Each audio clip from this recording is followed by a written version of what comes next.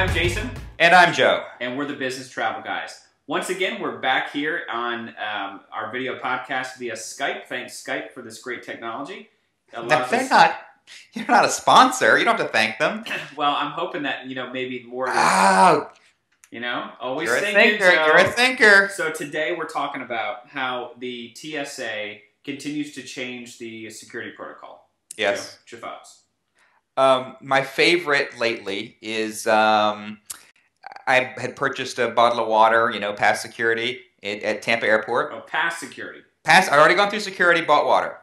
Was now at the gate drinking my water, and they came over with their machine to smell my water. What? That was one time. Now, the other time, they came over and smelled my unopened water, my sealed water. They just randomly are walking around the gate area. They come into the gate area. They stand in twos. There's two of them. Yeah, one has the machine. The other is, I guess, lookout. I'm not sure. They spot their prey, scan the field, spot their prey, move in. Sir, can you hold your cup out or hold your bottle out? And they put this device, about the same size as the what they use to scan your credit cards on the airplane. Yeah. Hold that above it. I'm assuming it's analyzing fumes. And they walk away. Okay, so this is recent. Yeah. I've not seen that. I've not traveled in the last 3 weeks, so. Like I said, there's no pattern. It's quasi-random. Right. Interesting. So yeah. on the last flight out of Canada, I took out of Vancouver. They do this new thing. Actually, it was going on through the Olympics, and I don't know if they're still doing it.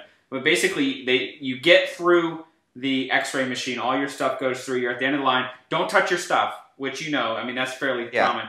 So all your stuff gets through, and then they're like, "Can you put your hands in your pockets?" So put your hands in your pockets, and I'm like, "And do what?" They just put your hands in your pockets, bring them back out, put them, up here, and then they take the swab thing and they swab your hands, and then they do the, just like they do that with your laptop sometimes. I see. They take those little, pieces of felt, they put them in there, and they test it.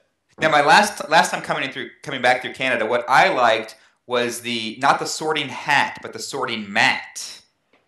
Coming back through Toronto, as you're coming through security, you got up to the certain point in the line, and you went and stood on a mat. Yes. Oh, I know what that is. And it points you to. I went to the good line, not the bad line. No, I found out what that is.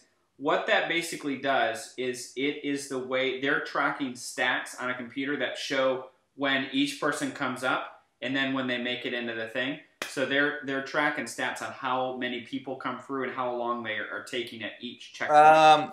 Well, except the fact that one checkpoint was to the right, 4 or 5 were to the left. Interesting. In this case, it was a difference between minimum security and an extra, get a boyfriend or girlfriend pat down. Interesting. Yeah, and so I felt like I was in Gryffindor. It sent me to the easy line, and when I went through and I was leaving, they said, which line were you in? And I pointed in. Okay, go on. Right. That wasn't the secondary screening. You were good with one pass. So they always keep it interesting for us. Yeah, it's always changing. So that's another edition of our Business Travel Guys podcast.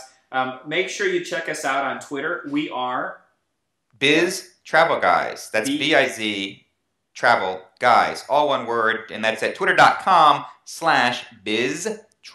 And we're on YouTube as well at Business Travel Guys. Just look that up and you'll see all of our great podcasts. The best one of all time is Joe Fisher Packing, so check that one out.